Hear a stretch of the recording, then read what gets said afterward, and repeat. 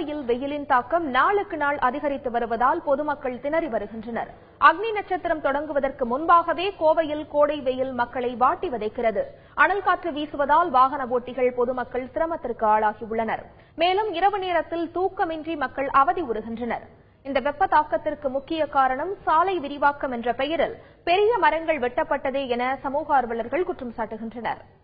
சாலை விரிவாக்கம் என்கிற பெயரில் சம்பந்தமில்லாத மரங்களை எல்லாம் வெட்டி வீழ்த்தி வியாபாரத்திற்காக எடுத்து சென்றதன் காரணமாக இன்று வெப்ப நகரமாக கோவை நகரம் மாறிவிட்டது. மரங்களை வளர்த்தெடுக்கிற எண்ணத்தில் ஒவ்வொரு பகுதியிலும் மரங்களை நட்டு வளர்த்தால்தான் இனி வரக்கூடிய காலங்களில் கோவை மாவட்டம் குளிர்ச்சி மாவட்டமாக இருக்கும்.